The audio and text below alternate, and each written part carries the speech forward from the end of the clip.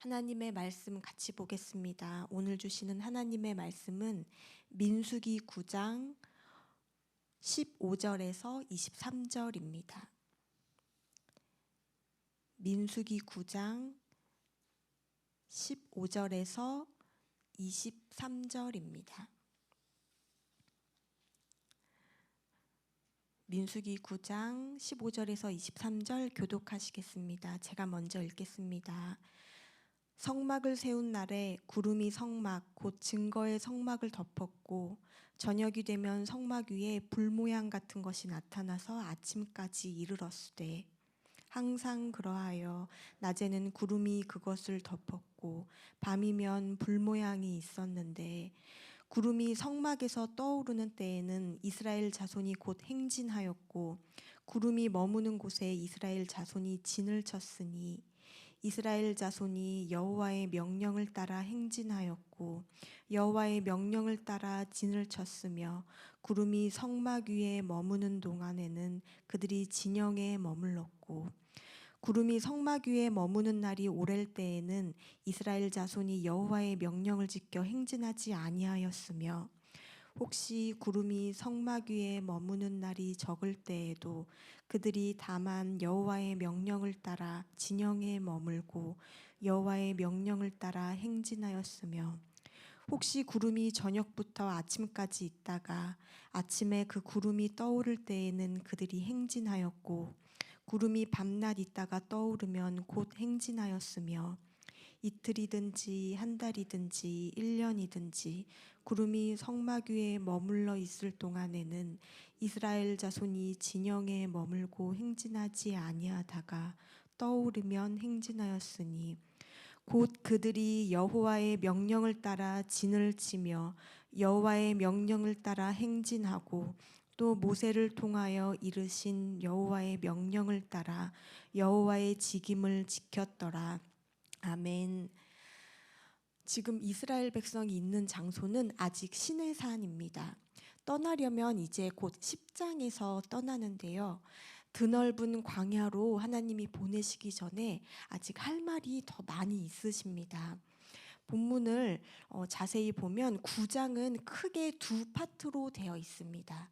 하나는 유월절을 지켜라. 그리고 두 번째는 이제 앞으로 광야를 어떻게 인도하실지, 광야에서 인도하실 방법을 지금 오늘 본문에서 오리엔테이션을 하십니다. 본문을 자세히 보면 유독 반복되는 단어가 있습니다. 성막 그리고 여호와의 명령을 따라입니다. 길지 않은 본문인데 오늘 본문만 해도 성막과 여호와의 명령을 따라 이 말이 7번씩이나 등장을 합니다. 그러니까 오늘 본문이 이 내용이 핵심인 거죠. 그러니까 철저히 하나님의 명령에만 순종했다는 겁니다. 하나님이 머물면 머물고 하나님이 움직이시면 우리도 같이 움직이고 원래 가나안 땅은 지중해 그 해변길을 따라가면 10하루길이면 들어갈 수 있는 거리입니다. 근데 하나님이 그럼에도 불구하고 아래로 한 바퀴 쭉 돌리시죠.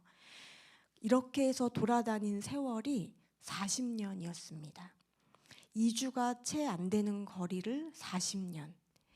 우리 시각에서 보면 낭비한 것처럼 보이죠. 근데 하나님은 그렇게 하신 이유를 성경에 이렇게 말씀하십니다. 출애굽기 13장 17절에 이 백성이 전쟁을 하게 되면 마음을 돌이켜서 애굽으로 돌아갈까 염려하셨다고 합니다. 아직 영적으로 신앙의 눈이 온전히 떠지지 않은 어린 이스라엘 백성 공동체를 향한 하나님의 배려이자 사랑입니다. 지름길을 따라가면 빨리 갈 수는 있었겠지만 그 가나안 땅을 들어가고 점령할 그 영적 내공이 아직 없었습니다. 그 지중해 해변가에는 그 아주 어마무시하고 유명한 블레셋 족속이 자리하고 있었습니다. 악명 높은 이 블레셋 족속은 철기 문명을 이미 경험하고 있던 족속이었습니다. 근데 이스라엘 백성은 무려 430년 동안 애굽에서 그냥 그저 주는 대로 밥만 먹고 그리고 아주 철저히 피동적이고 수동적인 그런 4대에 걸친 아주 히브리 노예들이었는데 이들에게는 철기 문명을 아직 경험하지 못했습니다. 왜냐하면 홍모를 이유 때문에 애굽에서 이 철기 문명에 대해서 경험하지도 못하게 했고 또 전수받지도 못했습니다. 그래서 이 광야를 전전하는 동안 이들에게는 변변한 무기 하나 없었고 게다가 아주 사고방식 자체가 수동적인 이스라엘 백성들이었습니다. 그러니까 전쟁이 되겠습니까? 그러니까 하나님이 돌리시죠. 아래로 돌리시는데 재밌는 현상이 하나 있습니다. 가는 데마다 결핍을 경험하게 했습니다. 희한하게 가는 곳곳마다 하나님은 결핍을 경험하게 하십니다. 게다가 하나님이 이 코스로 계속 몰아넣으시는데 마치 도간에 든 쥐 모양으로 그런 형국으로 하나님이 몰아넣으십니다. 실제로 이 모습을 보고 바로가 이렇게 이야기를 했습니다. 바로가 이스라엘 자손에 대하여 말하기를 그들이 그 땅에서 멀리 떠나 광야에 갇힌 바 되었다. 바로가 이스라엘 백성들이 도망가는 행로와 경로를 보고받아 보니까 너네 갇혔구나. 도간에 든 쥐꼬리구나. 근데 지금 이 코스를 누가 인도하시는 겁니까? 하나님이죠. 그것도 오늘 본문대로라면 하나님이 기적적인 특이한 방식을 통해서 구름과 불의 임재로 덮으시면서 인도하십니다. 근데 한번 저희 상상해 봅시다. 이 광야의 노정 속에서 힘들게 걷다가 이제 진을 쳐야 돼요. 성막을 쳐야 되는데 그 순서대로 하나님이 명령한 대로 다 이제 진을 쳤는데 하루 종일 오랫동안 걸었으니까 겨우겨우 진을 쳤는데 아이들이 배고프다고 징징거리고 힘들다고 하는 거예요. 그래서 힘들게 이제 순서대로 진을 치고 밥을 주려고 하는데 구름이 움직여요. 그러면 또 그거를 다 순서대로 규칙이 있잖아요. 그 규칙대로 또 성막을 일일이 분해하고 이고 매고 지고 움직여야 돼요. 그리고 또 어떤 때는 너무 지루한 거예요. 너무 오랜 동안 그 한 자리에 머물러 있으니까 움직이고 싶은데 이 구름이 또 움직이질 않는 거예요. 이걸 40년을 합니다. 과연 이런 인도 방식을 통해서 하나님이 이스라엘 공동체에게 원하셨던 건 무엇이었을까요? 순종입니다. 그러니까 거기가 광야냐 초원이냐 그게 중요한 게 아니었습니다. 우리는 이쪽을 택해야 복을 받을까? 저쪽을 선택해야 복을 받을까? 선택이 마치 자기 기준이 된 것처럼 기도도 그렇게 합니다.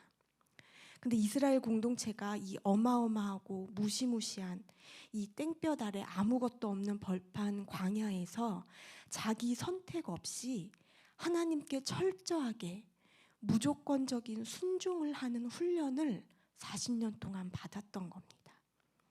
이렇게 해서 돌리시면서 하나님이 영적인 내공을 쌓게 하십니다. 지금은 손해 갔고 아무것도 안 보이고 답답한 현실이지만 그분이 멈추는 것에 나도 멈추고 그분이 움직이시면 나도 같이 움직이고 지금 내 정황이 중요한 게 아닙니다. 구름으로 덮었다고 오늘 말씀에 되어 있는데 덮었다라는 이 단어에서 구원이라는 단어의 실마리가 열어집니다. 구원이라는 건 우리의 죄를 우리의 못남과 연약함을 그리스도의 보혈로 덮는 겁니다. 눈물 콧물 범벅이 되어 있는 내 삶의 정황으로 내몰려 있더라도 그분의 덮음으로만 힘을 얻을 수 있고 예수님만이 구원임을 믿으시기 바랍니다. 그래서 우리는 아무것도 염려하지 않고 감사함으로 그분에게 아를 수 있는 겁니다. 어떤 때는 그런 생각이 들 때도 있죠. 하나님, 신원할 때는 하나님밖에 없는데 지금 제 모습이 이 모양 이 꼴이 뭡니까? 제가 하나님 앞에 무슨 그렇게 큰 잘못을 했습니까?